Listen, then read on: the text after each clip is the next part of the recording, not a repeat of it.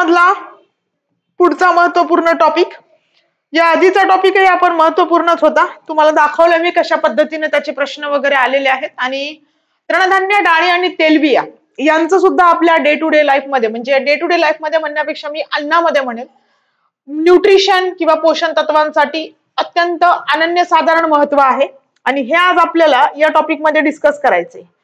या आधीच्या भागामध्ये आपण फळं, भाज्या, त्यामधून मिळणाऱ्या महत्वपूर्ण घटकांबद्दल डिस्कशन केले, ओके।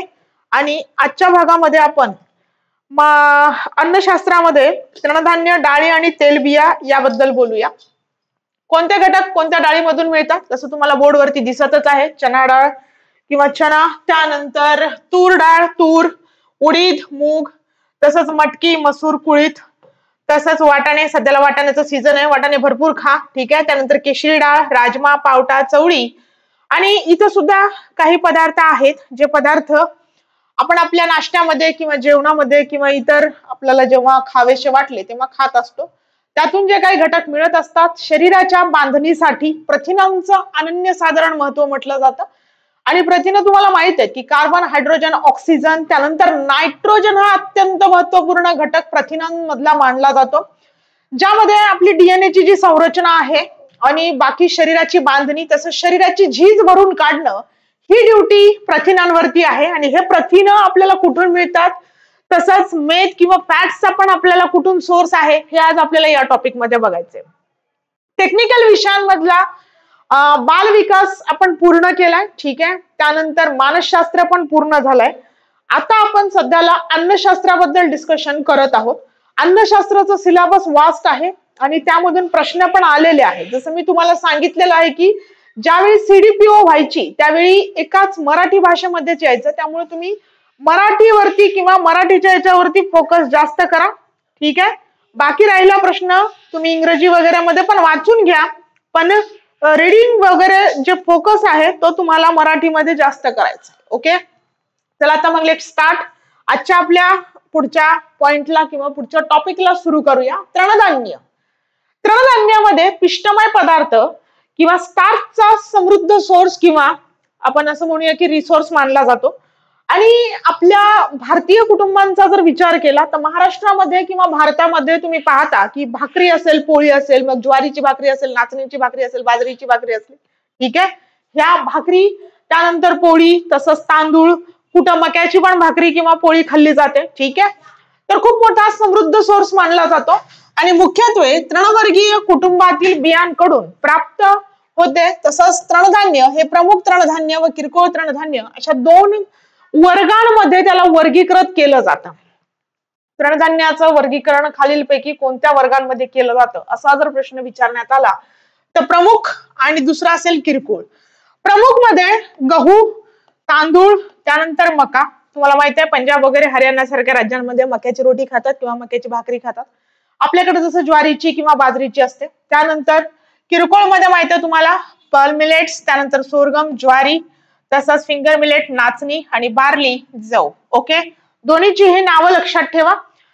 तृणधान्य ही भरड धान्य म्हणून सुद्धा ओळखली जातात आणि तुम्हाला हे माहित असायला पाहिजे की 2023 मध्ये 2023 हे वर्ष युनायटेड नेशन्स ऑर्गनायझेशननं भरड धान्य वर्ष म्हणून घोषित केलं होतं। हा प्रश्न एकदा आधीच्या पेपरला येऊन गेलाय, आता तुमच्याही पेपरला आला तर तुम्हाला लक्षात असलं पाहिजे, ठीक आहे। भरड धान्य वर्ष किंवा त्याला आपण कोणतं, हे तृणधान्य वगैरे आहेत हे लक्षात ठेवायचे, ओके। तृणधान्यांचं महत्व आपल्या डे टू डे लाईफ मध्ये खूप आहे।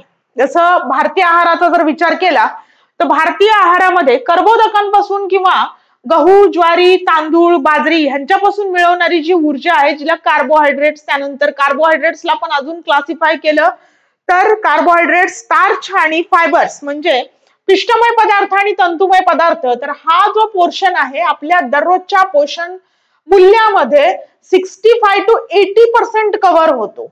आणि राहिला प्रश्नानंतर पालेभाज्या, फळभाज्या आणि त्यानंतर म्हणजे प्रथिन आणि मेदांचा, तर तो बाकीचा उरलेला शिल्लक पोर्शन असतो आणि सोबतच त्यामध्ये तुमची जीवनसत्व आणि खनिज सुद्धा येतात, पाणी सुद्धा येतं। पण कर्बोदकांचं जे काही प्रमाण आहे आपल्या डे टू डे लाईफ मध्ये 65 to 80% आहे दररोजच्या पोषण मूल्यामध्ये, असाही प्रश्न आपल्याला येऊन गेलेला आहे। जेव्हा तुम्ही 1 ग्रॅम कर्बोदकांचं व्यवस्थितरित्या पचन करतात त्यावेळी तुम्हाला त्यापासून 4 किलो कॅलरी ऊर्जा मिळते असाही प्रश्न आपल्या पेपर्सला येऊन गेलेला आहे. ठीक आहे, तर भारतीय आहारामध्ये तृणधान्यांना मुख्य स्थान आहे. जसं तुलनेनं तृणधान्यांना सर्वात स्वस्त ऊर्जेचा स्रोत पण मानला जातो. ठीक आहे, आणि यामुळे आपल्याला जी ऊर्जा जास्तीत जास्त मिळते ती याच घटकांपासून मिळते. तर हे वाढण्यास सोपं आणि यामध्ये टिकून राहण्याची आणि भूक भागवण्याची कॅपॅसिटी क्षमता पण खूप जास्त असते. आणि याचा प्रामुख्याने पीठ, त्यानंतर नाश्ता आणि इतर अन्न पदार्थ बनवण्यासाठी पण आपण काय करत असतो तर वापर करत असतो. आणि म्हणूनच मी तुम्हाला भारतीय आहाराबद्दलच अगोदर सांगत आहे. ठीक आहे, तर तृणधान्यांना इंग्रजीमध्ये सेरेल्स म्हणतात. सेरेल हा शब्द ग्रीक भाषेतील सेरेस या शब्दावरून घेण्यात आलेला आहे आणि या शब्दाचा अर्थ कृषी देवता असा होतो. तुम्हाला मी नेहमी सांगत असते की माहित आहे का तुम्हाला किंवा तुम्हाला माहित आहे का, हे खूप इम्पॉर्टंट आहे विद्यार्थी मित्रांनो. आता काही दिवसांपूर्वी राज्यसेवेची परीक्षा झालेली आहे, तर राज्यसेवेच्या पेपरमध्ये सुद्धा डायरेक्टली प्रश्न याच्यातून होते, स्टेट बोर्डच्या माहित आहे का तुम्हाला मधून. त्यामुळे वाचत असताना माहित आहे का तुम्हाला असं होऊन गेले परिचय शास्त्रज्ञांचा, हे लक्षात ठेवा. हे काळजीपूर्वक वाचत चला. यातून डायरेक्टली इनडायरेक्टली तुमचे 5 ते 6 प्रश्न कव्हर होत असतात आणि 5 ते 6 प्रश्न म्हणजे इमॅजिन करू शकता की जेव्हा कट ऑफ वगैरे लागतो तर त्यावेळी एका प्रश्नाचं पॉइंटच्या प्रश्नांचं आपल्याला किती महत्व असतं किंवा त्या पॉइंटचं किती महत्व ठरू शकतं. ठीक आहे, तर सेरेल्स हा शब्द ग्रीक भाषेतला आहे, लक्षात ठेवायचा आहे. हा सेरेस या शब्दावरून घेतलेला आणि या शब्दाचा अर्थ कृषी देवता होतो. यावरती सुद्धा तुम्हाला क्वेश्चन विचारल्या जाऊ शकतो. त्यानंतर तृणधान्याची रचना आणि त्याचं पोषण मूल्य कसं ठरवलं जातं. जसं मी तुम्हाला सांगितलं, इकडे बघा, कर्बोदक ते तृणधान्यांमध्ये 65 ते 75% किंवा काही ठिकाणी 65 ते 80% पण दिले, काळजी नका करू. ठीक आहे, तर कर्बोदक असतात त्यामुळे त्यांना महत्वाचे ऊर्जा स्त्रोत म्हणून ओळखलं जातं. आणि 100 ग्राम तृणधान्यामधून अंदाजे 350 म्हणजे 350 कॅलरी ऊर्जा आपल्याला मिळते. म्हणूनच कर्बोदकांचं भारतीय आहारामध्ये जे स्थान आहे किंवा तृणधान्यांचं भारतीय आहारामध्ये जे स्थान आहे ते अनन्यसाधारण आहे. खूप जास्त प्रमाणात ऊर्जा आपल्याला याच्यापासून मिळते. म्हणूनच यांना मोठ्या प्रमाणात ऊर्जा देणारी स्त्रोत पण म्हणतात आणि ही ऊर्जा प्रामुख्याने आपल्याला स्टार्च पासून मिळते. आणि तृणधान्यामधील कर्बोदकांमध्ये फायबर्स म्हणजे कोंडा, गहू ज्वारीचं पीठ चालतो बघा आपण पीठ हे करत असताना. ठीक आहे, तर वरी थोडस जाडसर भाग येतो, तो म्हणजे कोंडा. काही भागात त्याला कळणा पण म्हणतात, काही भागामध्ये त्याला कोंडा पण म्हणतात. काही लोक ते पीठ मळत असताना किंवा कणिक मळत असताना ते चाळून घेऊन ते कोंडा फेकून देतात, पण फेकू नये. त्यामध्येच असलेले फायबर्स आपल्याला अन्न पचनासाठी मदत करतात आणि आपली अन्न पचनाची प्रक्रिया सुधारण्यासाठी पण मदत करत असतात. नाहीतर नुसतं पीठ खाऊन आपण तिथे अन्न पचवू शकत नाही. ठीक आहे, तर कर्बोदकांमध्ये फायबर, कोंडा आणि घुलनशील शर्करा म्हणजेच साखर समाविष्ट असते. इथं जर तुम्हाला प्रश्न आला की कर्बोदकांमध्ये खालीलपैकी कोणकोणते घटक समाविष्ट असतात, तर फायबर म्हणजे कोंडा आणि घुलनशील शर्करा म्हणजे साखर समाविष्ट असते. या 2 बाबी आपल्याला लक्षात घ्यायच्या आहेत. ओके, त्यानंतर बघा, ग्रीक कृषी देवता Ceres, Roman name Ceres, Greek name Demeter, domain name goddess of grain fertility आणि सिम्बॉल जो आहे तो टॉर्च आहे हातामध्ये, त्यानंतर कॉर्न आहे आणि त्यानंतर व्हीट आहे. ठीक आहे, तर या बाबी आपल्याला पुस्तकामध्ये खूप सुंदर पद्धतीने दिलेल्या आहेत. वाचत असताना फक्त आपल्याला काळजीपूर्वक यांना वाचायचंय. ठीक आहे, त्यानंतर बघा, प्रथिनं जी आहेत ती तृणधान्य 6 ते 12% प्रथिनं देतात. गव्हामध्ये पण तुम्ही पाहू शकता 12% प्रोटीन्स असतात. ओके, तर ओट्स मध्ये 24% प्रथिनं असतात. भारताचा जर विचार केला तर भारतामध्ये तृणधान्य हे मुख्य आहार असल्यामुळे त्या आहारामधील प्रथिनांचं प्रमाण पुरवण्यामध्ये सुद्धा योगदान देत असतात. ओके, प्रथिनांच्या नंतर नंबर लागतो तो म्हणजे स्निग्ध किंवा फॅट किंवा यांनाच आपण मेद पण म्हणत असतो. ठीक आहे, तर मेदांचा पण आपल्या आहारामध्ये नंबर आहे आणि मेदांमध्ये जर तुम्ही बघाल तर तृणधान्यांमध्ये स्निग्धांचं प्रमाण अत्यल्प असतं, 1 ते 5% दरम्यान, याच्यापेक्षा जास्त नसणार आहे. ठीक आहे, आता स्निग्ध किंवा फॅट्स आपल्याला जास्तीत जास्त जे मिळतात ते प्राणीजन्य पदार्थांपासून, जसं दूध, दुधाचे पदार्थ, मग दुधापासून तयार झालेलं दही, त्यानंतर लोणी, त्यानंतर चीज वगैरे, बटर वगैरे, त्यानंतर पनीर वगैरे वगैरे. ठीक आहे, तर यापासून आपल्याला जास्तीत जास्त मिळतात. त्यानंतर अंडी वगैरे, याच्यापासून पण मेद मिळतात. त्यानंतर चिकन, मटन, मासे त्यानंतर काही मोठ्या प्राण्यांचं मांस जसं बीफ वगैरे म्हटलं जातं. ओके, पण तुम्हाला वनस्पतीपासून जे तृणधान्य वगैरे मिळतात यामध्ये मेदांचं प्रमाण फक्त इतकं असणार आहे 1 ते 5%. त्यानंतर आहेत खनिज मिनरल्स. तृणधान्यांमध्ये 2% खनिजे असतात, त्यामध्ये आयर्न, फॉस्फरस आणि कॅल्शियम ही खनिज आपल्याला आढळतात. प्रश्न येऊ शकतो जे तृणधान्य आहेत यांच्यामध्ये खनिजांचं प्रमाण किती असतं आणि कोणकोणती खनिज महत्वपूर्ण खनिज जी आहेत ती आढळतात, तर कॅल्शियम, फॉस्फरस आणि आयर्न म्हणजे लोह. त्यानंतर आहे जीवनसत्व. अखंड धान्य विशेषतः ब जीवनसत्व, त्यामध्ये थायमिन, रायबोफ्लेविन आणि नियासिन ही जीवनसत्व प्रदान करतात. ठीक आहे, तुम्ही विटॅमिन्स बद्दल वाचलेलं असेल इयत्ता 6वीच्या आपल्या पुस्तकामध्ये सायन्सच्या. ठीक आहे, तर तिथं पण जेव्हा विटॅमिन्सचा शोध फंक यांनी लावला होता तर त्यावेळी त्यांनी ते साळ काढले, जे साल काढलेली जी साळ असते तांदूळ, ठीक आहे, तांदूळाची बी जिला साळ म्हणतात, तर त्यावेळी त्यांनी डिस्कशन मध्ये नियासिनचा तिथं काय केलेला आहे तर उल्लेख केलेला आहे. ते एकदा तुम्ही बघून घेऊ शकता. आणि तुम्हाला इतर विषयांमध्ये सामान्य विज्ञानचे पण 4-5 प्रश्न येऊ शकतात. ठीक आहे, जे जीके म्हटलं जातं तर ते तुम्हाला तिथं पण वाचायचंय आणि इथं पण वाचावं लागणार आहे. ओके, तर काही जे जीवनसत्व आहेत ते थायमिन, रायबोफ्लेविन आणि कोणते आहेत तर नियासिन. जे लोक जास्त मद्यपान करतात की नाही त्यांच्या शरीरामधून नियासिन हे नाहीसं होतं किंवा नियासिन, नायसिनची कमतरता व्हायला लागते आणि त्यामुळे पुढे चालून त्यांचे हात थरथर कापणे, शरीर थरथर कापणे, एक सवय होऊन जाते त्यांना मद्यपान करण्याची किंवा अल्कोहोल ऍडिक्ट जे लोक असतात त्यांना. आणि कालांतरानं मग त्यांची जे जास्त 4Ds मध्ये कन्वर्ट होणे वगैरे वगैरे हे आपण सायन्स मध्ये पाहिलेलं आहे. ओके, त्यानंतर पाणी. तृणधान्य परिपक्व बियाणं असतात, ती वाळलेली असतात, त्यामध्ये पाण्याचं जे प्रमाण आहे ते 10 ते 12% इतकंच राहतं आणि त्यामुळे तृणधान्यांना टिकवण्यासाठी ते जास्त काळ तिथं असते. ओके, तर बघा तृणधान्य आणि तृणधान्यावरती आधारित उत्पादन यांचं पोषण मूल्य दिलेलं आहे. वाचायची काहीही गरज नाहीये, जस्ट एक ओव्हरलुक करून घेऊ शकता. हा, पण आता मी तुम्हाला हा जो चार्ट आहे की नाही, तांदूळ कच्चा काढलेला, त्यानंतर जर तुम्ही पाहाल तर तुम्हाला इथं दिसेल उकडा तांदूळ काढलेला, तर याच्यावरती किलो कॅलरीज मध्ये ऊर्जा दिलेली आहे बघा. चुरमुरे, गहू, आटा, मैदा, ज्वारी, तर यातले मोठे मोठे तांदूळ, त्यानंतर गहू, ज्वारी, बाजरी, नाचणी आणि मका एवढ्यांच्या जरी किलो कॅलरीजच्या व्हॅल्यू जस्ट लक्षात ठेवा, पाठ करू नका किंवा घोकू नका. ठीक आहे, तर फक्त एवढं लक्षात ठेवा. बाकी फायबर्सच्या याच्यासाठी तर सगळ्यात जास्त आणि पिष्टमय पदार्थांसाठी तर सगळ्यात कॅलरीज यांचे ग्राम जे आहेत ते तुम्हाला इथे दिलेले आहेतच. आणि आधीच्याही लेक्चरमध्ये मी तुम्हाला सांगितलं होतं की Indian source, okay, Indian food composition table, national institute of nutrition ICMR याचं हेडक्वार्टर विचारण्यात आलं होतं CDPOच्या पेपरला, जे की हैदराबादला आहे. लक्षात ठेवा, एखादा सिंगल लाईन क्वेश्चन तुमच्या कुठल्याही पेपरला येऊ शकतो. म्हणजे जी तुम्ही बेसिक तयारी करत आहात त्या बेसिक तयारीमध्ये तुम्हाला असे हेडक्वार्टर्स पण विचारले जातात. ओके, मग कंबाईन असेल, राज्यसेवा असेल किंवा तुमचा हा पेपर असेल. त्यानंतर तृणधान्याची मूल्यवर्धित उत्पादन.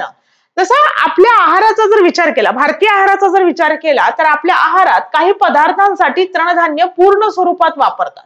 जसं धान्यावर प्रक्रिया करून अनेक पदार्थ जसे की गव्हाचं पीठ, चुरमुरे, मका, पोहे, नूडल्स व इतर पदार्थ बनवल्यामुळे आहारात विविधता येते. आणि तृणधान्यापासून तयार केलेले विविध पदार्थ जर तुम्ही पाहाल तर गव्हाचे पदार्थ, तसं जगात भरपूर प्रमाणात पिकवलं जाणारं गहू एक एकदल मोनोकॉट आहे. ठीक आहे, द्विदल नाहीये. म्हणजे जेव्हा आपण गव्हाला 2 तुकड्यांमध्ये कापण्याचा प्रयत्न करू तर होणार नाही, ते एकदल धान्य आहे, त्यामुळे याला मोनोकॉट पण म्हणतात. आणि आपल्याकडे गव्हाच्या पिठापासून चपाती, पोळी, पुरी, पराठा यासारखे आपण वेगवेगळे पदार्थ करून आपण सकाळी, दुपारी, संध्याकाळी तीनही म्हणजे अगदी दिवसभर पण आपण हे खाऊ शकतो. ठीक आहे, तीनही वेळेला. तर गव्हावर गिरणीमध्ये घिरट प्रक्रिया करून तयार केलेल्या पिठापासून आपण वेगवेगळे पदार्थ आपल्या दररोजच्या आहारामध्ये वापरण्यासाठी करत असतो किंवा बनवत असतो. ठीक आहे, तर धान्यावर जितकी जास्त दळण्याची प्रक्रिया केली जाते तितके त्यातील पोषक तत्वांचं प्रमाण कमी होतं, हे लक्षात घ्या. आणि कधी कधी काही याच्यामध्ये आपण सणांना वगैरे गव्हाची खीर पण बनवतो, बरोबर आहे, ते सगळ्यांना माहितच आहे. त्यानंतर पूर्ण गहू, जसं पूर्ण गहू भिजवून मोड आणून खीर, सलाड, पौष्टिक भेळ यामध्ये वापरतात, पण याचा वापर खूप कमी होतो. जसं मी उदाहरण सांगितलं होतं तुम्हाला खिरीचं, तर पूर्ण गहू फुलवून त्याचा चिवडा आणि तत्सम पदार्थ देखील केले जातात. आता जर बघितलं तुम्ही तर गव्हाचे मुरमुरे पण बनवले जात आहेत. ठीक आहे, ते लालसर मुरमुरे असतात की नाही, ते गव्हापासूनच बनवलेले असतात. त्यानंतर तुकडा गहू, दलिया, पूर्ण गव्हावर दळण्याची प्रक्रिया करून तुकडा गहू किंवा दलिया करतात आणि हा मुख्यतः खीर, खिचडी यासाठी सुद्धा वापरला जातो. आणि रवा, रवा सगळ्यांनाच माहिती आहे, शिरा, उपमा वगैरे बनवण्यासाठी, ठीक आहे, लाडू वगैरे बनवण्यासाठी, दिवाळीला वगैरे बनवलेच असतील. दररोजच्या डे टू डे लाईफ मध्ये पण आपण शिरा, उपमा खात असतो. काय काय लोक रव्याची खीर पण बनवतात, त्याला लापसी पण म्हटलं जातं. ठीक आहे, तर रव्याचा वापर पण आपण गव्हापासूनच बनवलेला करतो. ठीक आहे, तसंच गव्हाचं पीठ, आटा, गहू दळून केलेलं पीठ हे पोळी, फुलका, पराठा, पुरी यासारख्या मोठ्या प्रमाणावरती वापरतात. ठीक आहे, आपल्या भारतीयांच्या आहाराचा जर विचार केला तर गहू, तांदूळ, ज्वारी, बाजरी, नाचणी हे पदार्थ आपल्या दोनही वेळच्या जेवणामध्ये, नाश्त्यामध्ये असतात. ओके, आणि त्यासोबत मग वेगवेगळे नाश्त्यासाठी पदार्थ वापरत असतात. पण मोस्टली लोक जे सकाळीच जेवण करतात 8-9च्या दरम्यान, त्यांच्या आहारामध्ये तुम्हाला भाकरी, चपाती वगैरे वगैरे हे असे साधे सुधे पदार्थ जे सहज पचायला सोपे असतील आणि त्याच्यापासून आपल्याला उष्णता म्हणजे ऊर्जा जी आहे तिथे चांगल्या प्रकारे मिळेल या पद्धतीने ते तयार केलं जातं. ठीक आहे, त्यानंतर मैदा, याचा रंग एकदम पांढरा शुभ्र असतो. मैद्याचा वापर करून आपण ब्रेड, केक, त्यानंतर बिस्किट, तसंच शंकरपाळी, करंजी, समोसा, भटुरे वगैरे वगैरे बनवले जातात. पण मैदा हा जो आहे तो जास्त वापरणं चांगला नसतो, लक्षात ठेवा. त्यानंतर पास्ता हा जगभरातील एक सार्वभौमिक अन्न पदार्थ आहे. यासाठी कठीण प्रतीचा गहू वापरला जातो. यामध्ये मॅक्रोनी, स्पॅगेटीज, नूडल्स, आता हे थोडेसे पाश्चात्य संस्कृतीतले पदार्थ आहेत, खाणं योग्य नाहीये. आणि यापासून मग आपण म्हणतो ना की ओबेसिटी, लठ्ठपणा वगैरे लहान मुलांमध्ये विशेषतः यांचं खूप जास्त आकर्षण असतं. आणि लहान मुलांना पण आपण हे कमीत कमी दिलं तर बरं राहील. कारण मला वाटतंय कालचीच एक न्यूज आहे, गुजरात मधल्या एका शाळेमध्ये 8 वर्षाची मुलगी बेंचवर बसली आणि तिथंच तिला कार्डियाक अरेस्ट आला. म्हणजे आता खरं तर या वयामध्ये खेळण्या खाण्याचे दिवस, फार फार तर सर्दी, खोकला एवढे, आणि असेल तर एखादा आजार तिचा थोडासा हेरिडिटी म्हणजे अनुवंशिक असू शकतो, पण तसं काहीही नव्हतं. ठीक आहे, आणि ह्या सगळी जी आपली बदललेली जीवनशैली आहे त्यातही विशेषतः कुठलाही व्यायामाचा न खेळणं, ठीक आहे, मोबाईल, टीव्ही, लॅपटॉप्स यांच्या समोर किंवा टॅब्स यांच्या समोर बसून राहणं, खरं तर असे जे मृत्यू होत आहेत ना यांच्यावरती थोडस एक विचार करणं, रिसर्च करणं खूप गरजेचं झालेलं आहे किंवा बनत चाललेलं आहे. कारण आपण बघतोय सर्रास प्रसार माध्यमांमध्ये, जे सोशल मीडिया वगैरे यांच्यावरती न्यूज बघत असतो की एवढ्या कमी वयामध्ये 30 मध्ये अटॅक आला, 18 मध्ये अटॅक आला, 19 मध्ये अटॅक आला, 25 मध्ये अटॅक आला, 29 मध्ये अटॅक आला, 35 मध्ये अटॅक आला. अटॅक येण्याचं एक प्रमाण, मला तर आठवतं की हार्ट अटॅक किंवा हार्ट फेल हा शब्द होता बघा पूर्वी म्हणजे आजपासून एक 20-25 वर्षाच्या बाबतीतला बोलत आहे मी. ठीक आहे, हार्ट फेल झालं म्हटलं जायचं, पण आता आपण कार्डियाक अरेस्ट असेल, हार्ट अटॅक असेल, त्यानंतर ब्लड प्रेशर वगैरे हे शब्द सर्रास आपल्या कानावरती पडत आहेत. याला काय झालंय किंवा याला काय कारण असू शकतं हे आपण सगळ्यांनी बघणं खूप गरजेचं आहे. पण आपल्या लहान मुलांचा आहार, आपला सगळ्यांचा स्वतःचा आहार याकडे लक्ष द्यावंच लागणार आहे. आणि हे जर लक्ष लवकर नाही दिलं तर नक्कीच आपल्याला कुठं ना कुठं हा परिणाम, म्हणजे आता सध्याला जे आपण बघतोय तो परिणाम दुप्पट पण होण्याची शक्यता लवकरच होऊ शकते. आणि विशेष करून लहान मुलांना पोळी, भाजी, भाकरी, वरण, भात हे जे घरचे पदार्थ आहेत हे देणं खूप चांगलं आणि खूप योग्य. यामुळे कदाचित ते थोडा वेळ खाणार नाहीत, भूक लागल्यावर ऑटोमॅटिक खातील, पण त्यांच्या मनमानीनुसार आपण त्यांना तेच देणं, म्हणजे जसं नूडल्स असतील किंवा हे काय म्हणतो आपण, हे आता आपण पाहिलेला पदार्थ पास्ता वगैरे, ठीक आहे, त्यानंतर बाहेरचे फास्ट फूड कधीतरी दिले तर ओके, बाबा चला की 15 दिवसांमध्ये बोर होतंय किंवा आपण म्हणतो ना की कंटाळा आलाय घरचं तेच खाऊन, पण शक्यतो तेही पदार्थ जर आपण घरी बनवण्याचा प्रयत्न केला तर ते खूप चांगलं राहील. कारण बाहेर बनवलेले पदार्थ किंवा हॉटेल्स मधून किंवा आपण जे ऑर्डर वगैरे करतो ते पदार्थ आपल्यापर्यंत पोहोचताना कसे पोहोचत आहेत हे आपल्याला माहित नसतं, बरोबर आहे. फॉर एक्झाम्पल तळलेलं तेलच घ्या, ठीक आहे, तर ते किती दिवसेंदिवस बदलत नाहीत असंही म्हटलं जातं, आणि ते पदार्थ आपल्या शरीरासाठी, आपल्या घरातील लहान मुलांसाठी घातक ठरत आहेत. आणि हे जे प्रमाण आहे हे प्रमाण जर आपण वेळीच कंट्रोल नाही केलं तर मी तुम्हाला आताच सांगितलं की 8 वर्षाच्या मुलीला जर अटॅक येऊ शकतो तर तिथं काही होऊ शकतं. आणि यामध्ये आपली जी जीवनशैली आहे ती बदलणं आपल्याला खूप गरजेचं ठरत चाललेलं आहे. पूर्वीचा एक काळ होता की आपण अंगणात खेळायचो, मित्रमैत्रिणींसोबत खेळायचो, 2-2 तास 4-4 तास खेळण्यामध्ये जायचे, त्यामध्ये आपला व्यायाम व्हायचा, एक्सरसाइज व्हायची, थकवा यायचा, बरोबर. आपल्याला मातीमध्ये खेळल्यामुळे काही व्हायचं नाही. आताच्या मुलांना मातीमध्ये वाळूमध्ये खेळवलं की त्यांना अलर्जी होते, त्यांचं जे काही आपण म्हणूया की स्किनला इन्फेक्शन होतं, मग डॉक्टर सांगतात मातीत खेळू देऊ नका, मातीपासून इन्फेक्शन होते, वाळूत खेळलं की इन्फेक्शन होते. पण ऍक्च्युली जर आपण पाहिलं तर या मातीपासून, वाळूपासून, या धुळीपासून आपण दूर दूर चाललोय आणि दूर दूर गेल्यामुळे कुठं ना कुठं आपली जी प्रतिकारक क्षमता आहे ती वीक व्हायला लागलेली आहे, ती कमकुवत व्हायला लागलेली आहे. आणि छोट्या मोठ्या सर्दी परशाला पण आपण खूप जास्त आजारी पडतो. तिथे 3 दिवस, 4 दिवस, 5 दिवस, कधी कधी 8-10 दिवस पण निघून जातात त्याच्यामध्ये. आणि इम्युनिटी, मग हा पदार्थ घ्या, तो पदार्थ घ्या, मार्केटमध्ये हे औषध आलेलं आहे, ते औषध आलेलं आहे, हे याच्यावरचं बेस्ट सोल्युशन नाहीये. याच्यावर आपण कुठं ना कुठं तरी विचार करणं गरजेचं आहे. आणि विचार करून त्या विचारांना कृतीमध्ये कन्वर्ट केलं तर खूप बरं होईल आपल्या मुलांसाठी सुद्धा आणि आपल्यासाठी सुद्धा. ठीक आहे. त्यानंतर बघा, पास्ता उत्पादनामध्ये प्रामुख्याने काही टप्पे असतात. जसं कच्चा माल निवडणं. पास्ता सहसा ड्युरम या गव्हाच्या प्रकारापासून बनवला जातो. ड्युरम प्रकारचा गहू आहे आणि त्यापासूनच हा पास्ता बनवला जातो. किंवा इतर तृणधान्य व पीठ यांच्यापासून बनवला जातो, ज्यामध्ये पीठ मळणं, पिठामध्ये पाणी मिसळलं जातं. गोळा तयार करताना पिठामध्ये पाणी व्यवस्थितरित्या पसरणं आवश्यक असतं. यामुळे पिठामधील स्टार्च हे पाणी शोषून घेतं आणि ग्लुटेन, तुम्हाला माहित आहे प्रथिना हे गव्हामध्ये असतात. ठीक आहे. तर प्रथिनांचं जाळं निर्माण होतं आणि ज्याद्वारे पास्त्याला त्याची संरचना व योग्य बांधणी मिळते. पास्त्याचं पीठ मळते वेळी खालील मुद्दे जे आहेत ते आपल्याला लक्षात ठेवायचे, जसं पाण्याचं प्रमाण, पाण्याचं तापमान. खरं तर पास्ता आपल्याकडचा प्रकार नाही, त्यामुळे आपण चपातीला जे पीठ मळतो त्याच्यावरती जास्त लक्ष दिलं तर बरं होईल. ठीक आहे. म्हणजे एक सांगण्याचं तात्पर्य. त्यानंतर आकार देणं, तर यासाठी एक्सट्रुजन या प्रक्रियेचा वापर करतात. ठीक आहे. प्रश्न येऊ शकतो, आकार देण्यासाठी पास्त्याला कोणत्या प्रक्रियेचा वापर करतात, तर एक्सट्रुजन. आणि यामध्ये मळलेलं पीठ एका दंडगोलाकार आकाराच्या यंत्रामध्ये हस्तांतरित केलं जातं. तुम्हाला माहिती आहे ना पास्त्याचा आकार कसा असतो, बरोबर. तर बघा, असा काढून दाखवते मी तुम्हाला. साधारणतः हे अशा प्रकारचा असतो. ओके. आणि हे अशा प्रकारचा असतो, तर लक्षात असू द्या. बाजारात गेलात पास्ता द्या म्हटलं तर तुम्हाला भेटून जाईल, त्याचा आकार असा असतो. ठीक आहे. तर या यंत्राच्या समोरील खालच्या टोकास विशिष्ट आकाराच्या चकत्या बसवलेल्या असतात. या चकत्यांचा आकार गोल, चांदणी, शिंपले, चक्राकार वेगवेगळ्या प्रकारचा आहे.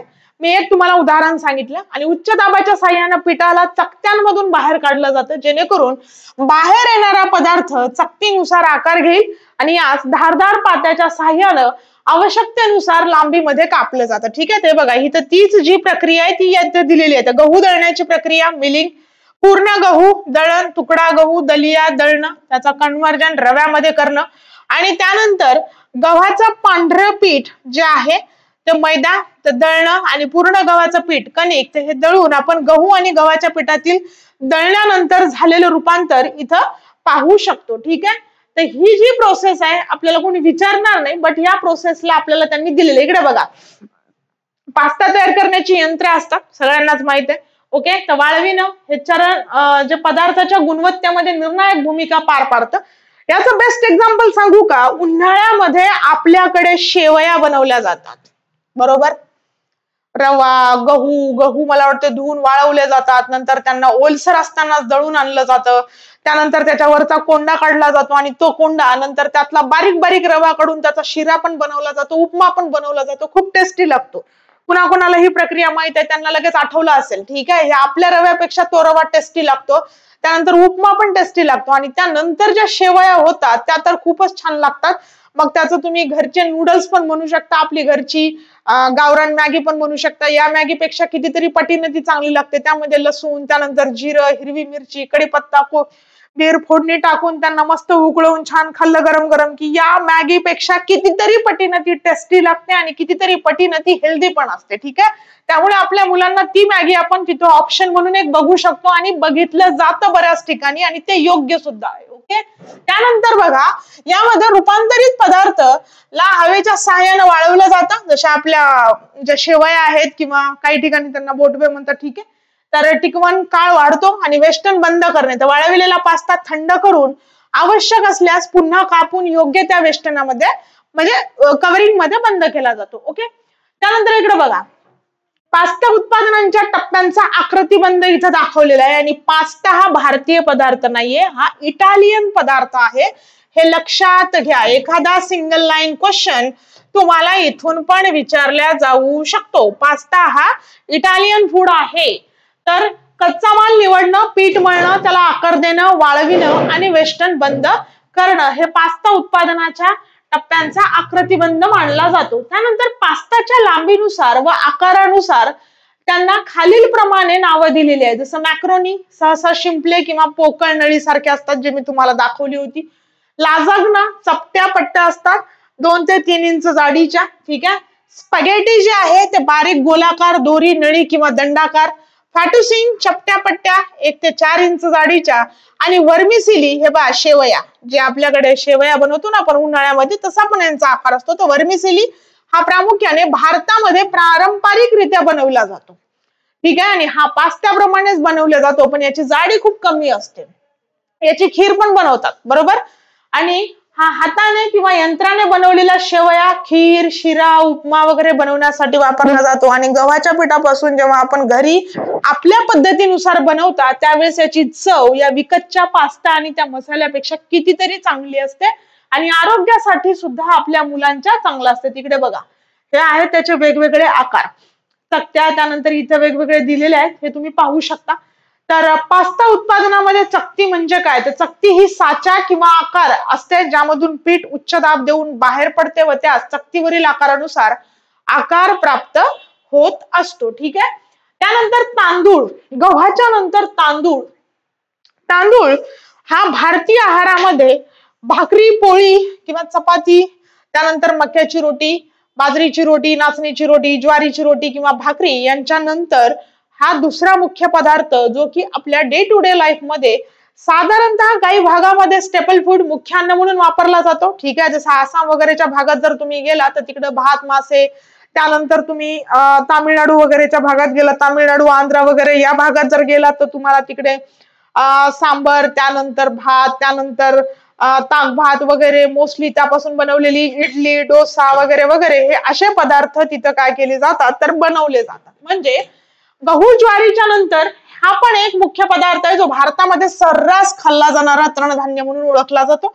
जगभरात तांदूळाचे अनेक प्रकार आहेत, भारतामध्ये पण खूप आहेत, तुम्हाला माहित असतीलच.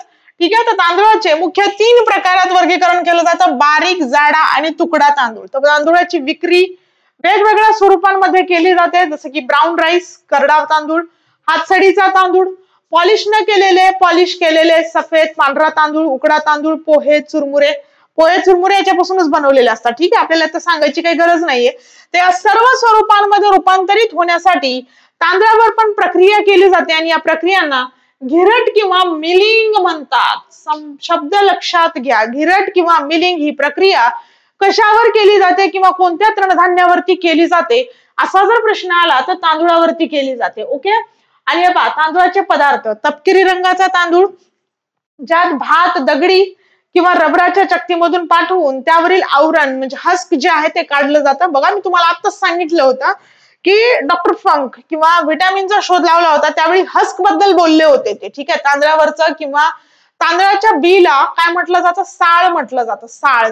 साळीचं उदाहरण तुम्हाला सगळ्यांना माहिती आहे. तर त्यावरचं जे आवरण आहे त्याला हस्क म्हणतात. तर हस्क काढून टाकलं जातं आणि तांदूळाचा रंग करडा किंवा तांबूस असतो. तर यामध्ये चोथ्याचं प्रमाण म्हणजे फायबर जास्त असते व त्यामुळे शिजण्यासाठी जास्त वेळ लागतो आणि याचा टिकवण काळ कमी असतो. ओके. तर पॉलिश न केलेले तांदूळ, या तांदळाला थोड्या प्रमाणात घिरट प्रक्रिया केलेली असते. घिरट ही तर धीरट झाले, घिरट. ओके. परंतु यावर पॉलिशिंग नसतं आणि हा पांढरा परंतु निस्तेज दिसतो, यास कीड लागण्याची शक्यता जास्त असते. त्यानंतर पॉलिश केलेला तांदूळ जे आपण दुकानातून विकत आणतो. ठीक आहे. तर घिरट प्रक्रियेदरम्यान तांदूळाला ब्रश असलेल्या मशीन मधून नेतात व त्याला पॉलिश करतात आणि काही वेळा तांदूळावर साखर किंवा विशिष्ट पावडरचा वापर करून त्याला पांढरा किंवा शुभ्र रंग आणण्याचा प्रयत्न तिथे केला जातो किंवा शुभ्रता आणण्याचा प्रयत्न केला जातो. आणि सर्वात जास्त या पॉलिश केलेल्या तांदूळाचा वापर होतो कारण याला एक प्रकारे आकर्षक स्वरूप प्राप्त होतं आणि काही वाण त्यांच्या नैसर्गिक गुणधर्मानुसार विशिष्ट प्रकारचा सुवास देखील तिथे देत असतात. जसं बासमती तांदूळ माहिती आहे तुम्हाला, सगळ्यांनाच माहिती आहे, लांब पण असतो आणि शिजताना त्याचा स्पेशल असा वास पण येतो. ठीक आहे, तर बासमती.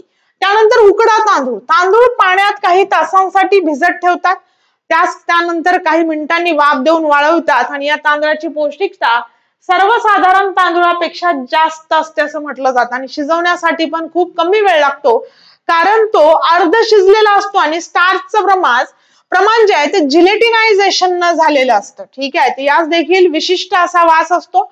जसं याचा वापर आपण इडली, डोसा, वेगवेगळे पदार्थ बनवण्यासाठी तिथं करत असतो. ठीक आहे, त्यानंतर चुरमुरे.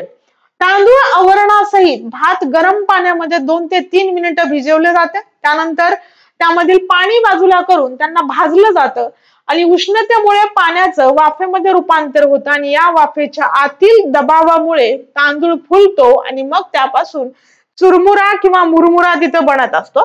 तर चुरमुरे म्हणून तुम्हाला वजनाला हलके आणि पचनासाठी सुद्धा सोपे असतात. कोणत्याही शिजवण्याच्या क्रियेव्यतिरिक्त आपण यापासून भेळ, भडंग, चिवडा, मुरमुऱ्याचे लाडू वगैरे वगैरे बनवत असतो. ठीक आहे, तर टेस्टी पण असतात. लहान मुलांना असंच दिलं तर ते असंही खातात. ओके, त्यानंतर आहेत पोहे. डे टू डे लाईफ मधला नाश्त्याचा सगळ्यांचा आवडता प्रकार. ओके, आणि त्यानंतर घरी पाहुणे आले की सगळ्यात जास्त हाच पदार्थ बनवला जातो, पोहे. कांदे पोहे. तांदूळ आवरणासहित भात 2 ते 3 दिवस भिजवून ठेवला जातो. त्यापुढे त्याला उकळलं जातं आणि जास्तीचं पाणी निथळून त्याला बाजूला केलं जातं. यानंतर यास गरम करून 2 रोलर मधून पाठवून चपटा करतात. मुरमुरे गोल असतात, पोहे चपटे असतात, तुम्हाला माहित आहे. ठीक आहे, तर यात जीवनसत्व ब आणि लोह यांचं प्रमाण जास्त असते.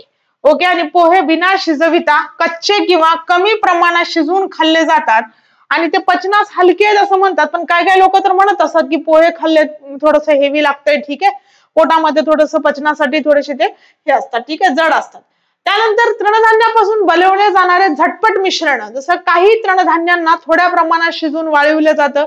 यामध्ये भाज्या, मसाले, काही फूड प्रिझर्वेटिव्ह ज्यांना अन्न संरक्षक म्हणतात, विकर, आम्लधारी पदार्थ व फुगवके ज्यांना आपण सोडा, खाण्याचा सोडा फुगवण्यासाठी, जसं इडली डोसाचं पीठ आपण फसफसवण्यासाठी रात्री थोडासा त्यामध्ये काय टाकत असतो, सोडा टाकत असतो. तर सकाळी ते पीठ आपण जेव्हा इडली वगैरे बनवतो तर ती सच्छिद्र किंवा काय होते तर त्याला छिद्र पडलेले असतात, तर हे फुगवके म्हणून ओळखलं जातं. ठीक आहे, त्यानंतर रंग व गंध देणारे घटक घालून झटपट मिश्रण तयार करतात आणि उदाहरणार्थ पुडिंगचं मिश्रण, हे इडलीचं मिश्रण, उपम्याचं मिश्रण, अशा अनेक पदार्थ शिजवण्याच्या प्रक्रियेचा सर्वसाधारण वेळेपेक्षा मिश्रणांचा वापर केल्याने वेळ अधिक कमी लागतो आणि हा या झटपट पदार्थांचा सर्वात महत्वाचा फायदा पण आहे. परंतु यामुळे त्यांची किंमत पण वाढते आणि ते महाग पण होतात. ठीक आहे, तर अनेक प्रकारची आपल्या डे टू डे लाईफ मध्ये तुम्ही जे आपण म्हणतो ना की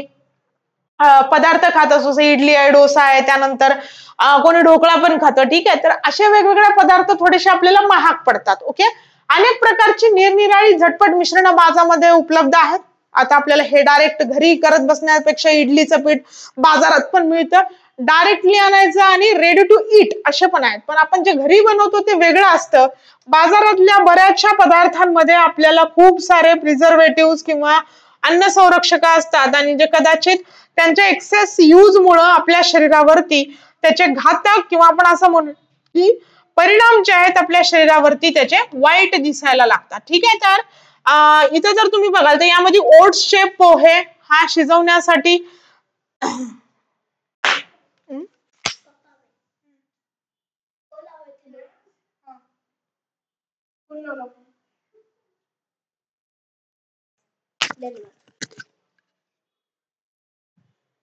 मी क्लासमध्ये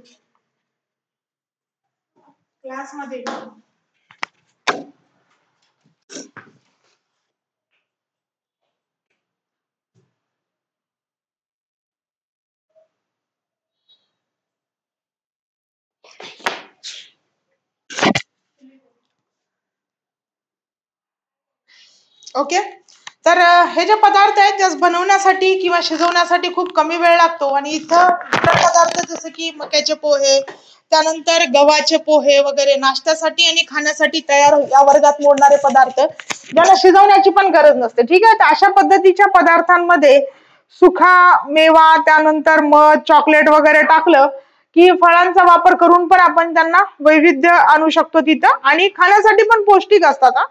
जेव्हा आपण खाऊ यांना त्यावेळेस ते पौष्टिक बनतात.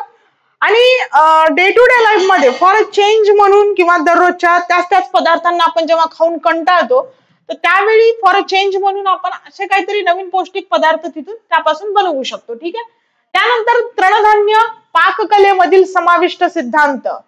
आता तृणधान्यांचा जो काही एक सिद्धांत आहे, जसं मी तुम्हाला सांगितलं की आपल्या दररोजच्या जीवनामध्ये तृणधान्यांचं महत्व अनन्यसाधारण आहे. भारतीय आहाराचा जर विचार केला तर याच्यामध्ये तुम्हाला 65 ते 80% ऊर्जा मिळवणारे घटक म्हणून तृणधान्याकडे बघितलं जातं, ज्यापासून आपल्याला कर्बोदक म्हणजेच स्टार्च,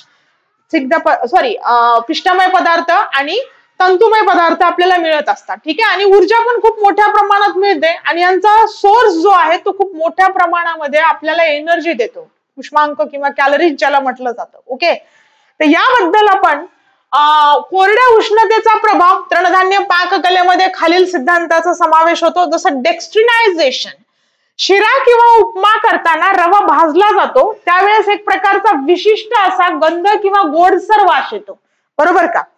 शिरा भाजत असेल ना तर आपल्याला लगेच वास येतो, अरे वा शिरा व्हायला, असं लक्षात येतं. उपमा भाजत म्हणजे उपम्याचं जे आपण तयारी करत असतो ते त्यावेळी सुद्धा एक वेगळा वास येतो, त्याला डेक्स्ट्रिनायझेशन म्हणतात.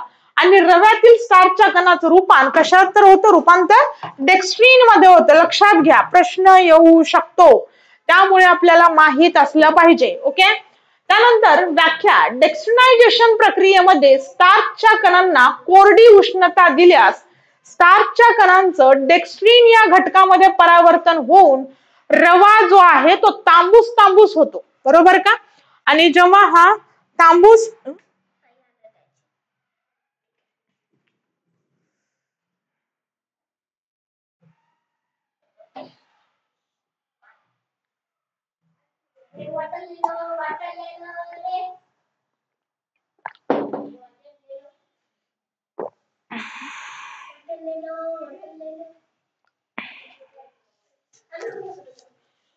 तांबूस रंग विशिष्ट गंध त्याला प्राप्त होतो. बघा, तुम्ही बाजारातून ब्रेड आणता, बाजारातून पॅकेट मधला आणलेला ब्रेड आपल्याला व्हाईट दिसतो किंवा ब्राऊन असेल तर तो ब्राऊन दिसतो.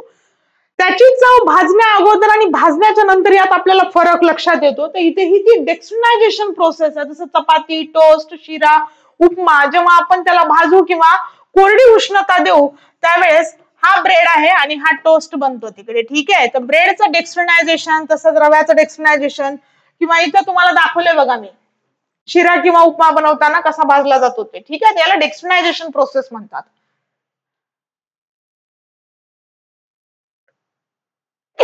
त्यानंतर ओल्या उष्णतेचा प्रभाव. जिलेटिनायझेशन, ती कोरडी उष्णता, डेक्स्ट्रिनायझेशन, जिलेटिनायझेशन ओली उष्णता. ओके. तर जेव्हा तांदूळाचं पीठ, मक्याचं पीठ यामध्ये पाणी घालून शिजवलं जाऊन शिजवलेला भात, उकडीचे मोदक व कस्टर्ड बनवलं जातं. ठीक आहे. आणि तेव्हा त्याला दाटपणा येतो व ते घट्ट बनते. तर या जे पदार्थ असणार आहे ते याला स्टार्च घट्ट करण्यासाठी कारणीभूत आहेत. ठीक आहे. आणि याला जिलेटिनायझेशन म्हणतात. ओके. तर व्याख्या बघू आपण जिलेटिनायझेशनची. जेव्हा स्टार्च पाण्याच्या सानिध्यात गरम केला जातो तेव्हा तो पाणी जास्त प्रमाणात शोषून घेऊन आकाराने फुगतो व द्रावणास दाटपणा किंवा घट्टपणा देते व त्याचबरोबर ते द्रावण पारदर्शी बनते. याला जिलेटिनायझेशन म्हणतात. बघा, प्रश्न येऊ शकतो. डेक्स्ट्रिनायझेशन मध्ये आपण कोरडी उष्णता देतो. ठीक आहे. आणि जिलेटिनायझेशन म्हणजे ओल्या उष्णतेचा प्रभाव तिथं आहे. ओके.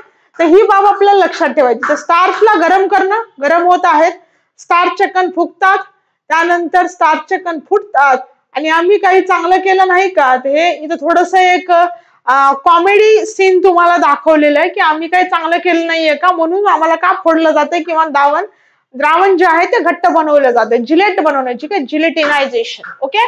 त्यानंतर कण सुटा राखणी, ग्लुटेन बनवण्याची प्रक्रिया. इकडे बघा, तृणधान्यापासून बनवलेल्या अनेक पदार्थांमध्ये जसं की पुलाव, बिर्याणी, उपमा, शिरा यामध्ये स्वादिष्टता जास्त असते.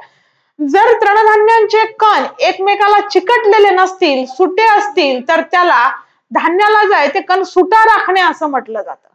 बघा, पुलाव, बिर्याणी जे आहे ते आपल्याला चिकट नको असते, बरोबर आहे का?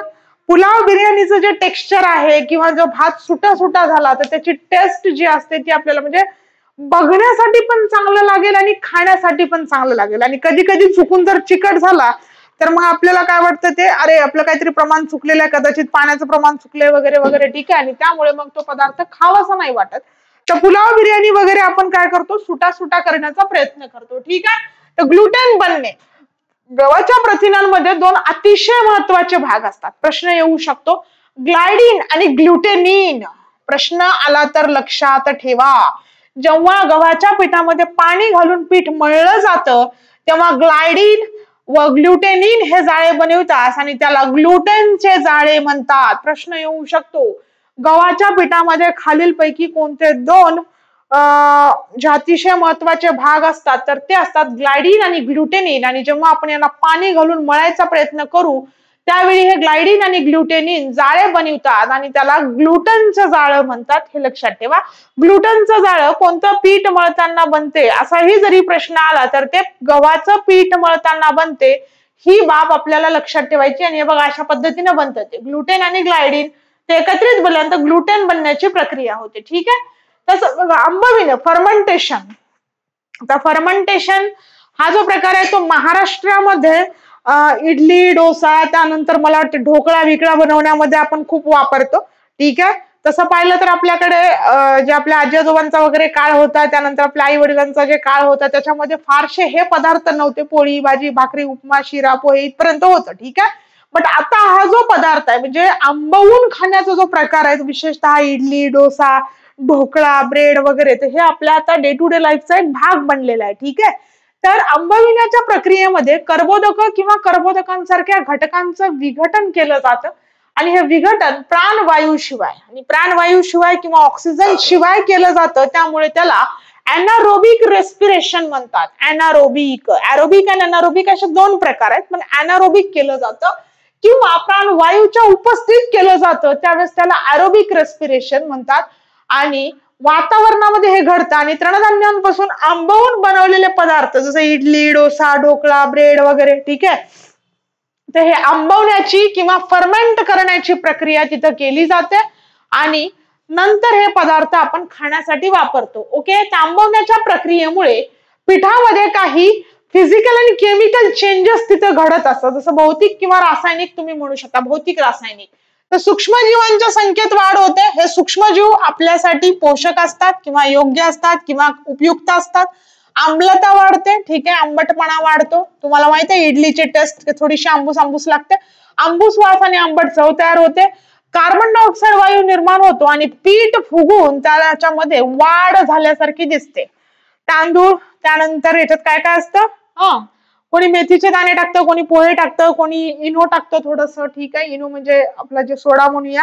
आणि उडदाची डाळ असते, तर उडदाची डाळ आणि तांदूळाचं प्रमाण जास्त असतं. हे बाकीचे जे घटक आहेत ते आपल्या आपल्या याच्यानुसार टाकले जातात.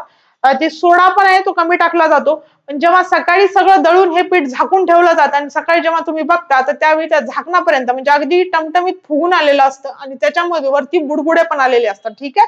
तर तिथून कार्बन डायऑक्साईड आपल्याला काय होतं तयार होताना तिथे दिसतो आणि खाण्यासाठी त्या वायूमुळेच हे सच्छिद्र होतात. तो उपयोग काय आहे, आंबवण्याच्या प्रक्रियेचा वापर काही बेकरी उत्पादनं बनवण्यासाठी केला जातो, जसं की ब्रेड, पिझ्झा, बेस, बनपाव, डोनट वगैरे वगैरे. ओके.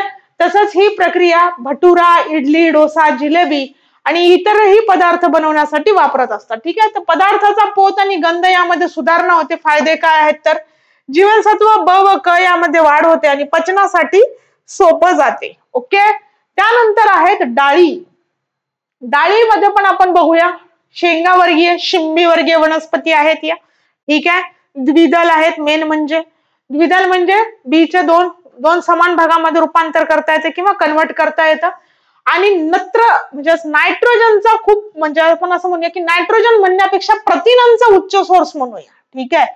सगळ्यात स्वस्त आणि परिपूर्ण सोर्स म्हणून प्रथिनांचा डाळींकडे बघितलं जातं आणि भारतीय शाकाहारी लोकांसाठी अत्यंत महत्वपूर्ण मानला जातो. तर प्रथिनांसोबतच डाळी या खनिज, तसंच जीवनसत्व, तसंच फायबर्स हे सुद्धा आपल्या अन्नामधून आपल्याला प्रोव्हाइड करत असतात, पुरवित असतात.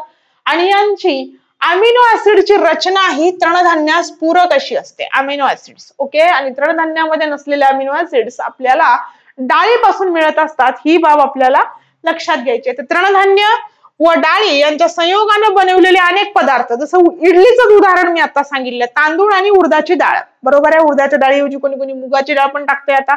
त्यानंतर कोकणामध्ये जे मला वाटते घावन वगैरे केले जातात, ठीक आहे. तर त्यामध्ये जर तुम्ही बघितलं तर त्याच्यामध्ये मला वाटते चना डाळ पण टाकली जाते. तर ज्याच्या त्याच्या पसंतीनुसार वेगवेगळ्या डाळी किंवा कोणी कोणी संमिश्र डाळीचे पण डोसे वगैरे बनवतात. आता आपल्याकडे खूप व्हरायटी झालेल्या आहेत, ठीक आहे. तर ह्या पदार्थांमधील अनेक लोकांसाठी प्रमुख आहार मानला जातो. संमिश्र स्थितीमधले गेलेल्या आहाराचं जैविक मूल्य, बायोलॉजिकल व्हॅल्यू, ही वेगवेगळ्या स्थितीत खाल्ले जाणाऱ्या पदार्थांपेक्षा जास्त असते. तर डाळीचं उत्पादन करणारा जगभरात सर्वात जास्त करणारा उत्पादन देश म्हणून ओळखला जातो. आणि देशामध्ये घेतल्या जाणाऱ्या प्रमुख डाळी जसं हरभरा, वाटाणा, सध्याला वाटाण्याचं सीझन आहे, ठीक आहे. त्यानंतर मसूर, उडीद, मूग, कुळीथ, तूर डाळ, मटकी, राजमा, केशरी डाळ, चवळी, वाल वगैरे वगैरे, या सगळ्यांपासून आपल्याला प्रथिनांचा उच्च सोर्स मिळतो, ठीक आहे. 1 ग्राम प्रथिनांचं व्यवस्थितरित्या पचन केल्याच्या नंतर आपल्याला 4 किलो कॅलरी ऊर्जा मिळते, हे लक्षात घ्या. आणि प्रथिनांची जर आपल्या शरीरामध्ये कमतरता होत असेल तर मग आपल्याला क्वाशिरोर होतो, हे लक्षात घ्यायचं, स्पेशली लहान मुलांमध्ये, ठीक आहे. चंद्रमुखी, तोंड चंद्रमुखी, पोटाचा नगाडा पुरी आलेला असतो, ठीक आहे. तर ह्या तुम्हाला वेगवेगळ्या डेफिशियन्सी वरती पण प्रश्न असू शकतात, आलेले आहेत. तर चना डाळ, तूर, उडीद, मूग, मटकी, मसूर, कुळीथ, वाटाणा, केशरी डाळ, राजमा, पावटा, चवळी, या वेगवेगळ्या डाळींची आपल्याला नावं लक्षात ठेवायची आहेत. या सगळ्यांमधून आपल्याला प्रथिनांचा उच्च सोर्स मिळतो आणि हा सोर्स आपल्या दररोजच्या जेवणामध्ये, आहारामध्ये अत्यंत महत्वपूर्ण मानला जातो. तर बघा, डाळींची रचना आणि पोषण मूल्य काय आहे. तर डाळींमधील घटकांची रचना आणि पोषण मूल्य हे त्यांच्या वेगवेगळ्या प्रजातींवर आधारित आहे. आणि त्यामध्ये तृणधान्यांपेक्षा प्रथिनांचं प्रमाण जास्त असतं. ओके, डाळी प्रथिनांसाठीच खूप जास्त ओळखल्या जातात. सामान्यतः डाळींमध्ये त्यांच्या कोरड्या वजनाच्या 20% भाग हा प्रथिनांचा असतो. बघा, प्रश्न येऊ शकतो. परंतु काही कडधान्यांमध्ये 40% देखील प्रथिन आढळतात, जसं की सोयाबीन. ओके, त्यानंतर कार्बोहायड्रेट्स, कडधान्य व डाळीमध्ये 55 ते 60% कर्बोदके आढळतात, ज्यामध्ये स्टार्च, शर्करा आणि फायबर इत्यादींचा पण समावेश होतो. स्निग्ध पदार्थ, भुईमुग आणि सोयाबीन जर सोडलं तर बाकी याच्यामध्ये तुम्हाला 1.5% स्निग्ध पदार्थ आढळतात बाकीच्या डाळींमध्ये. भुईमुग आणि सोयाबीन मध्ये हे अपवाद आहे. भुईमुगात आणि सोयाबीन मध्ये तुम्हाला जास्त स्निग्ध आढळतात. खनिज, डाळी या कॅल्शियम, फॉस्फरस, झिंक, लोह, त्यानंतर पोटॅशियम यांचा मुख्य सोर्स मानली जातात.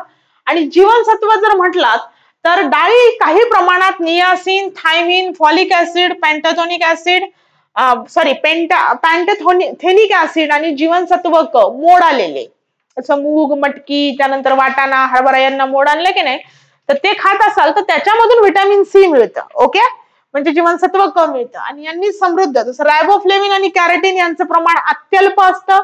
तर वाळलेल्या कडधान्यांमध्ये ऍस्कॉर्बिक ऍसिड पूर्णतः अनुपस्थित असतं, ठीक आहे. तर डाळीच्या संरचनेमध्ये खालीलपैकी कोणकोणत्या पदार्थांचा किंवा पोषण मूल्यांचा समावेश होतो. तर प्रथिन, कर्बोदक, स्निग्ध पदार्थ आहेत पण खूप कमी आहेत आणि त्याला 2 अपवाद आहेत, भुईमुग आणि सोयाबीन, ठीक आहे, आणि जीवनसत्व. ओके, तसंच कडधान्य आणि डाळींवरील प्रक्रिया डेकोर्टिकेशन म्हटलं जातं, भरडून साल काढणं, आपलं सडणं म्हणलं जातं आमच्याकडे. डाळी सडून त्यांना त्या जात्यावरून फिरवल्या जातात आणि त्यांची जी साल आहे ते कमीत कमी साल ठेवण्याचा प्रयत्न केला जातो. बाकी घरच्या घरी ज्या जात्यावरती दळल्या जातात त्याच्याला पॉलिश केलं जात नाही.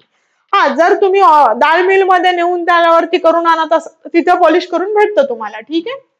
तर कडधान्यांवरील आवरण काढून टाकण्याच्या प्रक्रियेला डिकॉर्टिकेशन म्हटलं जातं. प्रश्न येऊ शकतो, डिकॉर्टिकेशन म्हणजे डॅश. कडधान्यांवरील आवरण काढून टाकण्याच्या प्रक्रियेला डिकॉर्टिकेशन म्हणतात. यासाठी अनेक पद्धती उपलब्ध आहेत. सर्वात सोपी पद्धत म्हणजे कडधान्यांना पाण्यात भिजवलं जातं. कोणी कोणी जे आपले गावाकडे वगैरे बघित असेल तर बघा, तिला पाण्यात भिजवतात. यामुळे धान्यावरचं जे आवरण असतं की नाही ते थोडं मऊ होतं, पाणी शोषून घेतं आणि धान्याच्या आतील भागापेक्षा जास्त प्रमाणात शोषलं जातं.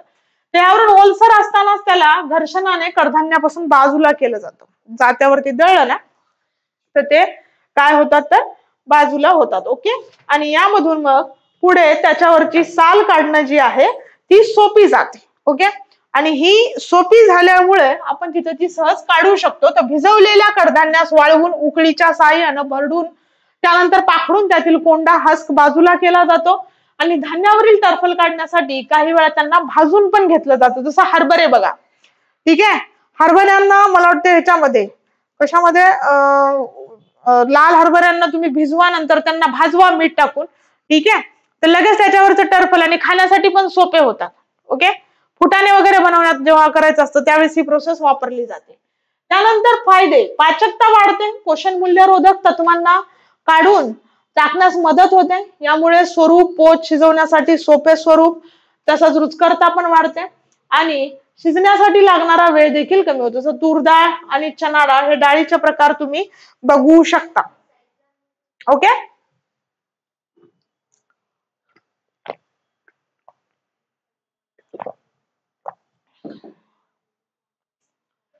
त्यानंतर भिजवणं, सोकिंग बघा. खाण्यास योग्य स्वरूपात डाळींना आणण्यासाठी बहुतेक वेळा कडधान्यांना पाण्यामध्ये भिजवलं जातं. डाळी शिजवताना पाणी शोषून घेतात आणि आकारामध्ये त्यांच्या वाढ होते. पाण्यात विरघळणारे पोषण मूल्य भिजत घातल्यावर पाण्यात विरघळतात व त्यामुळे डाळीचं पोषण मूल्य थोड्या प्रमाणात कमी होते आणि भिजण्यासाठी वापरलेलं पाणी डाळ शिजवताना किंवा त्यापासून पदार्थ बनविताना त्यात वापरावं, जेणेकरून त्या पोषण मूल्यांचा तिथं तोटा होणार नाही. आणि भिजवल्यामुळं डाळ मऊ होते आणि शिजण्यासाठी लागणारा वेळ जो आहे तो पण आपल्याला कमी लागतो. इंधनाची पण बचत होते आणि आपला वेळ पण बचत होते, ठीक आहे. त्यानंतर मोड आणणे, आता सगळ्यांनाच माहिती आहे.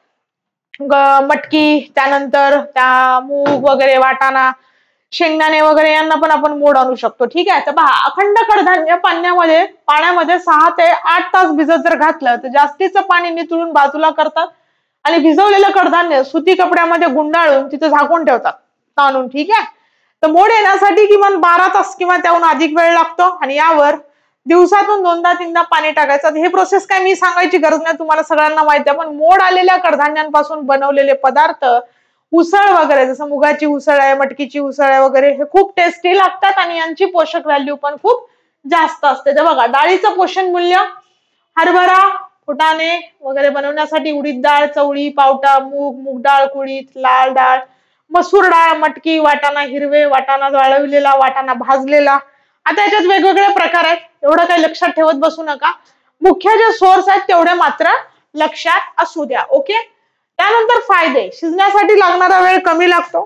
तसंच स्टार्च व प्रथिने यांचं रूपांतर साध्या घटकामध्ये होते आणि त्यामुळे पाचकता आणि पोषण मूल्यांची जी उपलब्धता आहे ती सुद्धा वाढते, ठीक आहे. काय काय लोक अशी कच्ची पण खातात चावून चावून.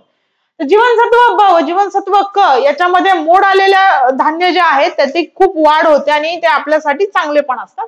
यामुळे गोड चव व मुलायमता प्राप्त होते आणि यामुळे मोड आलेले मूग कच्चे किंवा थोड्या प्रमाणात शिजून खाल्ले जातात. यामुळे गॅसेसचा त्रास पण होत नाही, ठीक आहे. आणि तोटे काय आहेत, तर कडधान्य ज्या पाण्यामध्ये भिजवलेले आहेत ते पाणी वापरले नाही तर पोषण मूल्यांचा ऱ्हास होते आणि मोड आणण्याची प्रक्रिया पुढे गेली किंवा व्यवस्थित केली नाही तर उग्र आणि कुचट वास यायला लागतो, खावा असं वाटत नाही, ठीक आहे.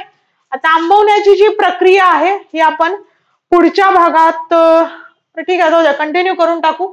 आंबविणं, सोयाबीन हे आंबविण्यात येणाऱ्या डाळीचे एक उत्कृष्ट उदाहरण मानलं जातं. सोयाबीन आंबवून सोया सॉस, सोया पेस्ट, टेम्पे, नाटो असे वेगवेगळे प्रकार तिथं बनवले जातात. आता फायदे काय आहेत, जीवनसत्व क आणि ब याच्यामध्ये वाढ होणे, पदार्थाचा पोत आणि गंध सुधारतो, पदार्थाची पाचकता, रुचकरता, पोषक मूल्यांमध्ये वाढ होते, हानिकारक रासायनिक घटकांचं निर्मूलन होते, विशिष्ट सुवास चव सुद्धा पदार्थाला प्राप्त होते, पदार्थ हलका व फुललेला बनतो, ठीक आहे. आणि बाजारातून आणलेले आंबवलेल्या पदार्थांमध्ये चांगल्या जीवाणूंचा ऱ्हास होतो, ठीक आहे. हे बघा, पाककलेतील डाळींचा वापर, पिठलं वगैरे बनवत असतो तर दाटपणा वाढवणारा घटक दाटवके, ओके.